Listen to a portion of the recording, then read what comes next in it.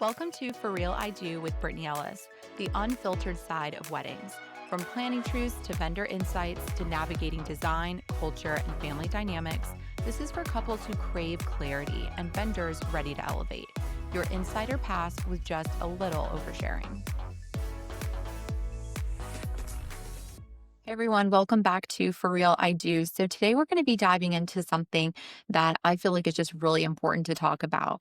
I get on several consultations every single week, and one of the biggest things that get mentioned to me in terms of what is the most important element to that couple to incorporate into their wedding weekend is the guest experience. So I want to talk about what a guest experience actually is, because this has become like a really big buzzword in the community. And supporting couples and how to create a fantastic guest experience. And it honestly may not be all the things that you've been obsessing about or Googling late at night or Chat GPT or whatever outlet you're using. I really just feel like it's a lot more basic than you might think that it is. Having a really good intentional plan and just understanding the framework of it, I think is just going to set you up for success. So let's talk first and foremost about what a guest experience is. So it is essentially the emotional journey that you are going to take your attendees on from the first touch point to the last goodbye. So real talk here is, while it's incredible to have an epic band and fabulous decor and a wonderful location, while those are really great additions, and of course, fabulous things to incorporate into your wedding weekend, what guests and attendees and quite frankly, human beings are just craving today is number one, a sense of ease. Number two, a sense or a feeling of comfort. And number three is just thoughtfulness and care. And we're going to dive into that in just a minute. But those really are the core elements, I feel, of creating a fantastic guest experience. So what actually impacts the guest experience, in my opinion, is the very first thing is just ease. In today's world, regardless of your attendees' demographics or age range, it's very important to them to have a sense of ease when it comes to navigating your wedding experience. So first touch point might be them receiving a save the date from you. So on that save the date, did it have the wedding website listed? Okay, great.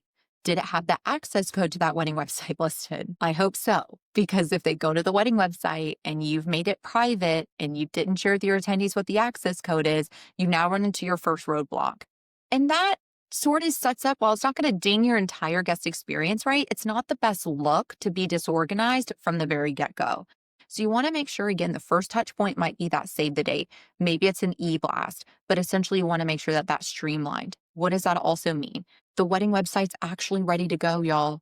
There are so many times that, you have couples that want to send that save the date out, but we actually don't even have where the attendees are going to be needing to go for additional information later up and running. So you don't want to prematurely send a save the date out and then not have where they can book their rooms. Where's the closest airport that they can fly into? Because a lot of guests these days are planning out the events that they're going to be attending really far in advance, right? So you just want to make sure that you have an ease of RSVPing, an ease of booking accommodations, just an ease of being able to get onto your wedding website and navigate a little bit more about the details of your wedding. When your invitations go out, this is definitely where your wedding website should be a little bit more robust. So in my opinion, it should give a little bit more direction on travel arrangements regarding that certain destination. So if you're doing a specific destination wedding and you're providing transportation service from the airport, making it very clear to that attendee, hey, if you're RSVPing yes, and you're flying into this destination, our family has provided complimentary transportation for you, whether that be private transfer or group transfer. Please be sure to contact our travel liaison partner to give them your, flight information once it's booked so we can streamline this process for you. That makes the attendee feel, quite frankly, that the experience of coming to your event is easy and not cumbersome. Are we going to have to rent a car? Who's picking us up? Like all those just FAQs, right? Those regular questions that you would ask yourself if you were attending somebody's wedding should simply just be very quick and easy to find for your attendees. Another thing to consider is also just the direction of what to wear. So I know this might sound crazy, You are going to be very plugged into what is the weather like during that time of year. Are your events indoor or outdoor? What time frames are your events? Whereas your attendees obviously have no concept at this point. So one of the things that you might want to incorporate, I feel like real is really cool lately, is just an entire deck. So giving your guests some sense of direction on what they should be wearing or what they can wear, whether you have a color code concept or whether you just want attendees to know, hey, it can get a little chillier at night. So make sure to pack accordingly. Maybe you can even just share a snapshot of like the average temperatures during that time of year. I know that when I'm going on a personal trip, that's one of the first things I look up, right? Because there's nothing worse than being outside for a beautiful function, but you're cold and you have no way of making yourself a little bit more comfortable, right? So that's what I mean by ease. Another item that you might want to consider, and this may be part of that FAQs that go on the wedding website, is what amenities are included at the resort. So I have a client right now that she had an attendee that actually asked, baseline questions that I just feel like are really supportive for them to know. Is coffee and tea service available in the room, right? Just different little things like that that are going to be them planning out their trip and creating that sense of comfort, which we'll get to in a moment. But making sure that they understand the amenities. Another amenity might be, hey, if I'm attending your wedding and I want to get a blowout or I want to get my hair and makeup done, is there a salon on property or is there any salons in the surrounding area that you could point me to? Again, just having that ease of that information for attendees, I think really sets us up for success. And go ahead and, quite frankly, it creates the experience before they've even attended your event. They just feel like, wow, they've really thought of everything. Another thing is also the babysitting services or nanny services for children. So, making it very clear if you have an adult only party, making sure that families know that, hey, there is this wonderful nanny service that the venue actually provides or offers, or here's some local offering that you can have and they'll come directly to your room to watch children. Or the family's actually going to be creating a, child room, an experience for the kids so that they're nearby the ballroom, but family members can feel, comfortable to drop their attendees off. And even going so far as to say, hey, we're having this kids' room and we're going to make sure that your kids receive their own meals. They're going to be entertained and they're going to have the most fun so that you can dance and have a great time with us. So just baseline information, I feel, is the best way to make your attendees simply feel at ease when they are attending your event. Okay. So the second point I want to talk about is comfort. So for us, when I think about being comfortable, I think quite frankly about being home, right? But if I'm going to travel, how can I create that sense of home away from home? So you're wanting to give your guests comfort throughout the wedding weekend. On arrival, everything from receiving an itinerary when they check in, even if you're not going to the extent of doing curated gift bags because you're doing gifting experiences throughout the course of the wedding weekend, a simple itinerary that they're going to receive either pre-printed on their key card, which is always really fun, or just an itinerary that the front desk concierge team can give to them when they check in will simply just indicate, hey, here's a schedule of events that's taking place. And actually, here's a map to indicate where on property that they're taking place. The one thing I feel that makes guests feel really comfortable is number one, knowing where they're going and knowing what time that they need to be there. And while, yes, these things might be posted on your wedding website, when attendees are at your event, the likelihood that they're going to want to go through the cumbersome method of pulling up your wedding website at that point, it no longer becomes easy. That's something that was an ease point for them before arrival. Now they're here and they just want to be guided, right? And that's that level of concierge service that you definitely want to make sure that you provide or work with your planner directly on. So again, you can still do a really great gifting experience and goodie bags and things to that end, but ultimately just giving them that sense of comfort right away. They know where they're going, they know where they need to be, I think is just imperative for their overall experience. A second thing, which is another buzzword, especially with my Indian weddings, is the hospitality room. So the hospitality room has evolved in the past 3 years, but essentially really what this is think of it as a high tea location or a meet and greet or a chat in between events. It really becomes a great point of connection that your attendees can create almost like a sense of community early on or in between functions as a get to know you, or quite frankly, just visit with people that they have not had an opportunity to visit with in quite some time. And that's the one thing that weddings really do provide, right? Is a community of wonderful people that can come together and celebrate together and be able to have some downtime and enjoy each other. And I feel that that creates a sense of comfort for them to, again, feel that sense of home away from home. And so, really, when you're thinking about ease and you're thinking about comfort and how you can incorporate this and being intentional in your planning process, right? So, if you have your North Star, which is, hey, I really do want to create a sense of ease and a sense of comfort for my guests, that's number one, to create this guest experience. Share that intention with your planner, but don't obsess over it.